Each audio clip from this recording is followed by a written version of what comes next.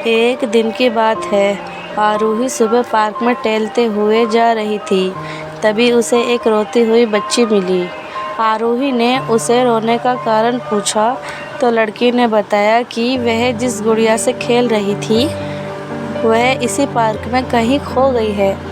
आरूही ने उस बच्ची को उसकी गुड़िया ढूंढ लाने का आश्वासन दिया, जिससे वह चुप हो गई। आरूही ने गुड़िया के लिए समय मांगी और फिर दूसरे दिन गुड़िया लाने का वादा करके वहाँ से चली गई। पर गुड़िया ना तो आरूही को मिली और ना ही उस बच्ची को।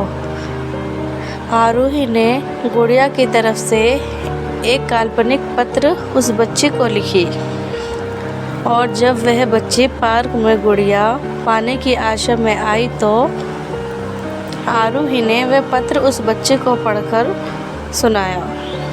पत्र इस प्रकार था, कृपया रोना मत, मैं समय समय पर उस गुड़िया के बारे में तुम्हें लिखती रहूँगी, बस तुम रोना मत।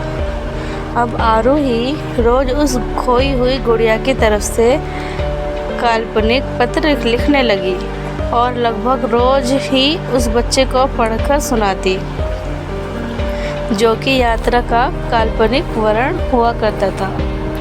आरूही ने इस काल्पनिक लेखिक रोचक वर्णन ने उस बच्चे को रोने नहीं दिया।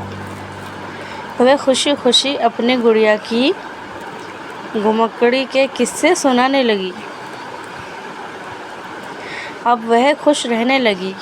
एक दिन जब काफ़ी कहानियाँ हो गई तो आरूही ने एक दूसरी गुड़िया उस बच्चे को लाकर दी। जाहिर है वह गुड़िया बदली हुई थी। उस बच्ची को अपनी खोई हुई पुरानी गुड़िया जैसी नहीं लगी तो वह आरूही की ओर देखने लगी। आरूही अनजान बनते हुए गुड़िया में चिपकी एक चिट को निकाल पढ़ने लगी। उसमें लिखा हुआ था, ये मैं ही हूँ, तुम्हारी वाली गुड़िया जो पार्क में खो गई थी। दुनिया भर की लंबी यात्रा की इस वजह से मैं थोड़ा बदल गई हूँ। बच्ची को इस गुड़िया और आरूही पर विश्वास हो गया। वह गुड़िया लेकर घर चली गई। वर्षों बाद जब वह बच्ची बड़ी हो गई तो एक दिन वह अपनी अलमारी में कुछ ढूंढ रही थी तो उसका ध्यान उसी गुड़िया पर गया जो आरूही ने उसे दी थी। बचपन की बातें याद करके वह हंसने लगी। उसे सब समझ आ चुका था कि आरूही ने कैसे उसका मन रखा।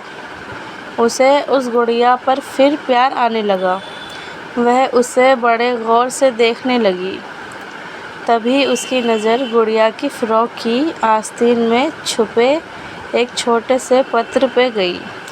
उसने बड़ी व्याकुलता से वह पत्र निकाला और पढ़ने लगी।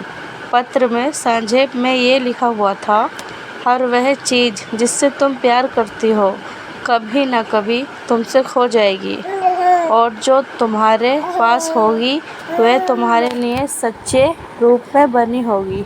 रूप भले ही भिन्न हो पर प्यार एकदम खालिश होगा।